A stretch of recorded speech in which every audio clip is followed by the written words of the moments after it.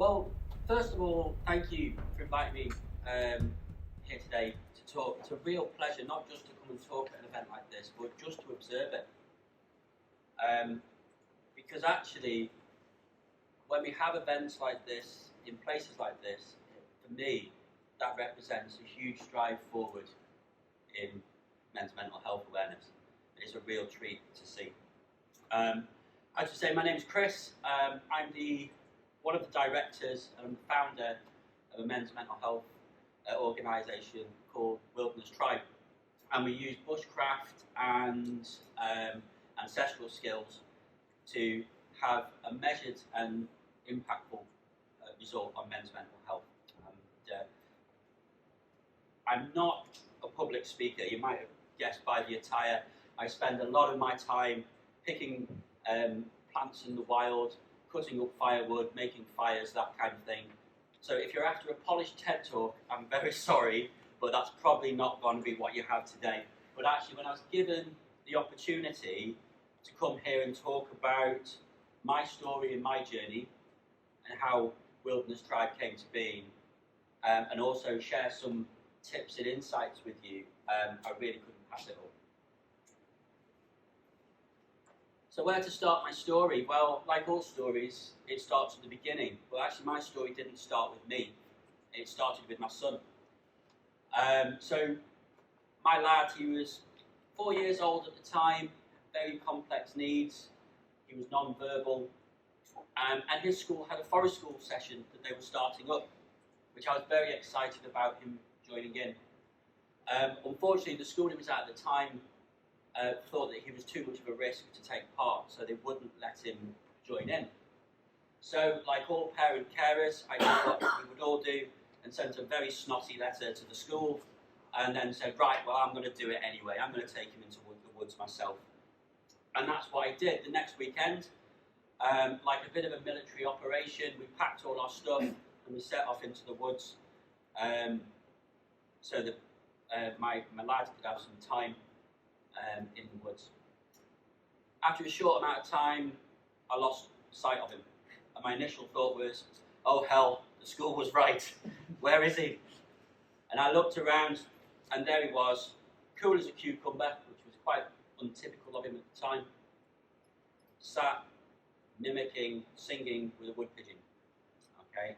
Now this was a boy who at the time, his vocabulary was dis, dat, n, and he was sat there in perfect pitch with this wood pigeon.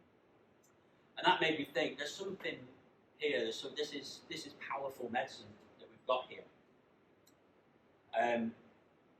And so we started to do more of it. Each week we would go into the woods as a family, not really knowing what we were doing, to be honest with you. We'd go and look at some leaves, we'd go and pick acorns, whatever we might do, might make some things out of sticks. But just spending that hour together each week. Initially for my son, then for my family, and then for myself.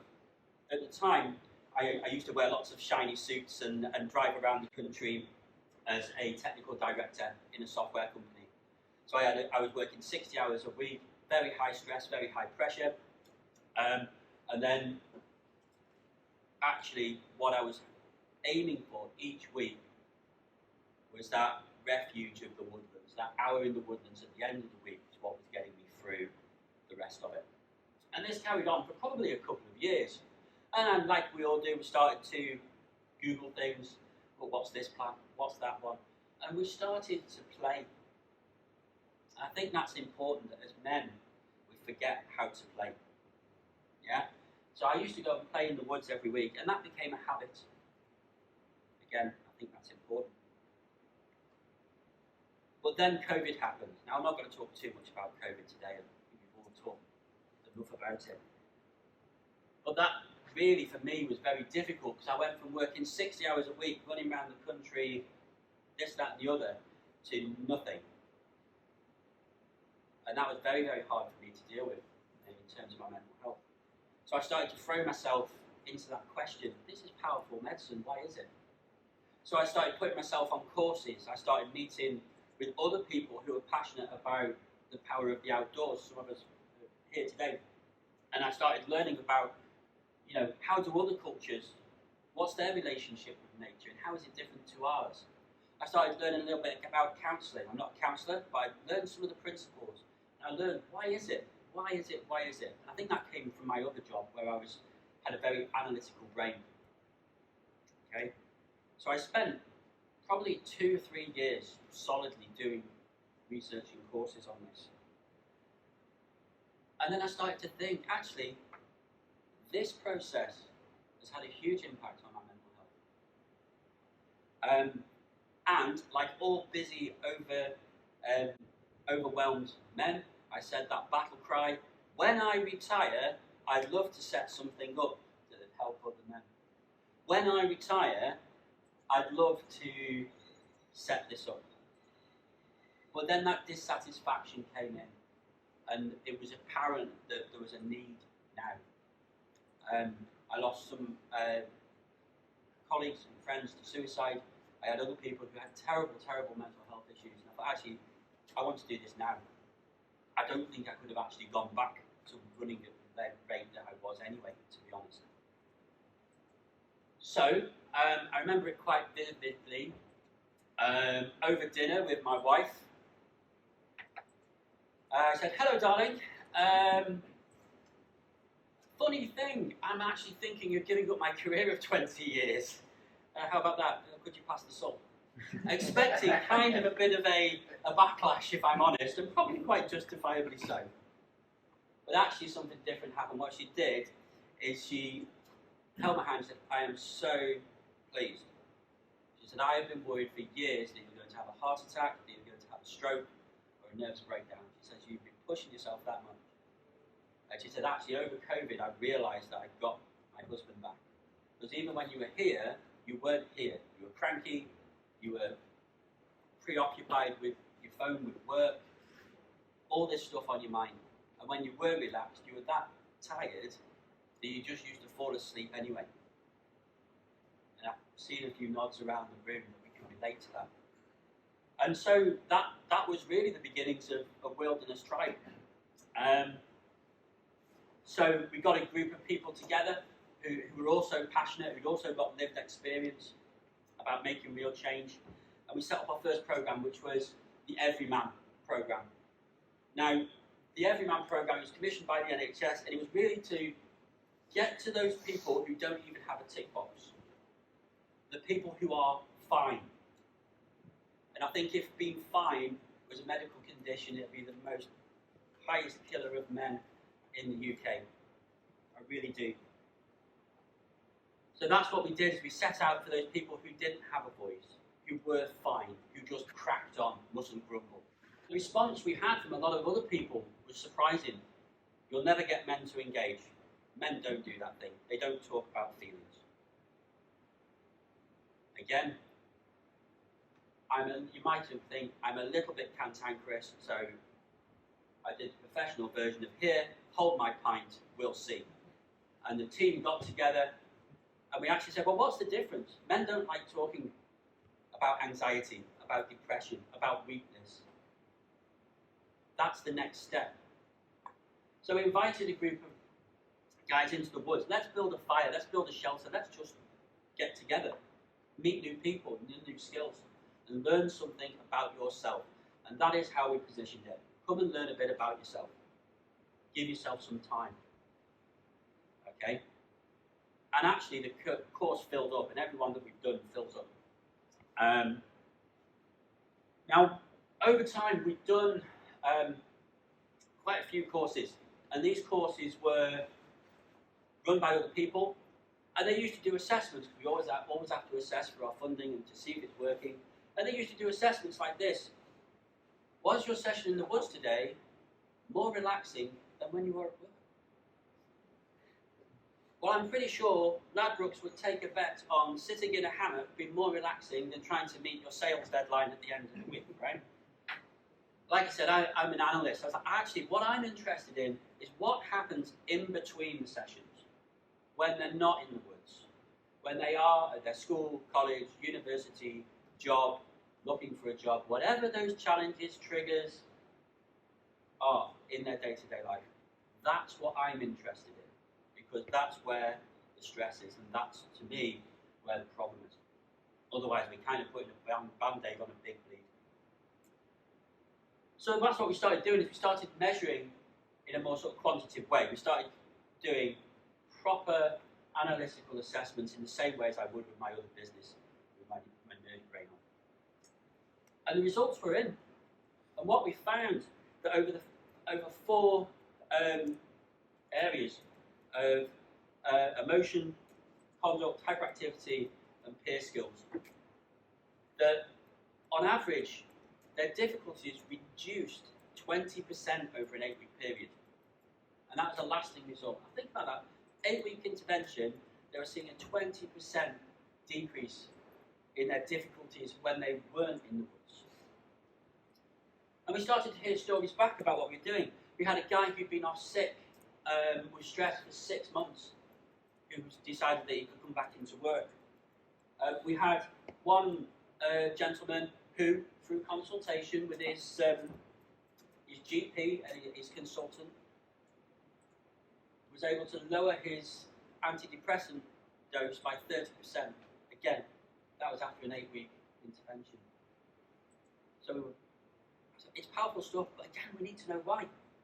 We even had one group come from a residential unit within the hospital, mental health ward. They said, "Oh, can we bring some people?" No, we have a couple of people turn up and go home again. But expect a drop off. The first week we had 4. The second week we had 7. The third week, the ward manager was a little bit both happy and sad because he'd had to hire a bigger minibus because the whole ward wanted to come along.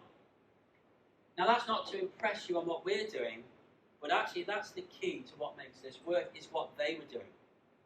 Because we were giving them the tools that when they went back to their day-to-day, they were making the change themselves. They were their own agents of change. And then they were inspiring the people around them to want to do the same. Okay. For me, though, the biggest impact that we had were the smallest ones. Because it's easy, isn't it, to jump on those big wins.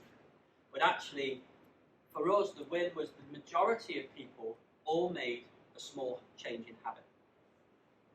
So it's the people who have the tools to deal with stress better. One who comes to mind was a lorry driver. Okay, he had a very stressful job, running up and down the country in an Arctic truck.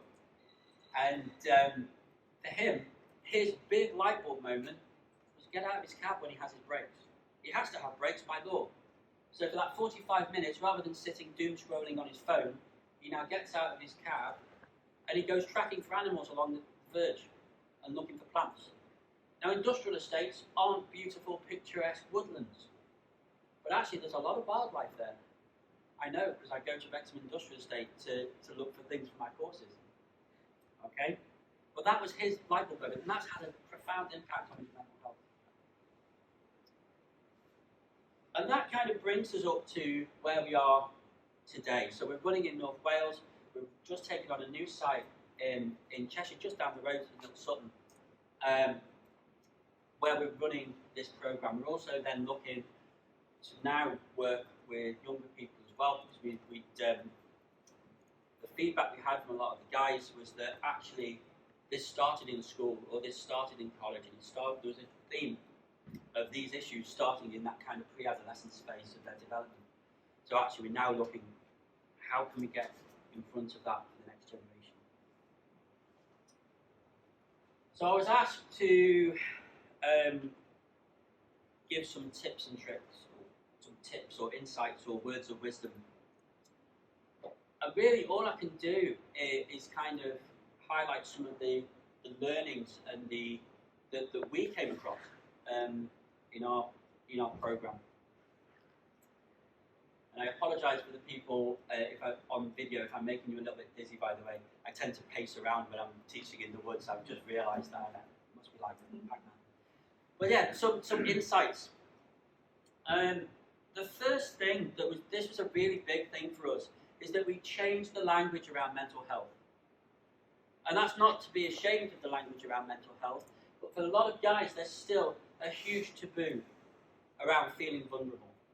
there's still a huge taboo around mental health in general, emotional literacy, self-awareness, and actually the walls come up, the shoulders come out, and they switch off. So what we did for our first program is we changed the language. Because I'm going to pick on something. If I say to you, what do you feel anxious about this week? Or what have you felt anxious about this week? See what happens straight away. Shoulders come up, the walls come up. So actually, we use a model around the Native American medicine wheel, but just for ease, if I change the word anxious to the colour red, if I changed doing to the colour yellow, playfulness to the colour blue, it may not make a lot of sense to the people outside of the group we're working with, but suddenly they've got a language that they can use.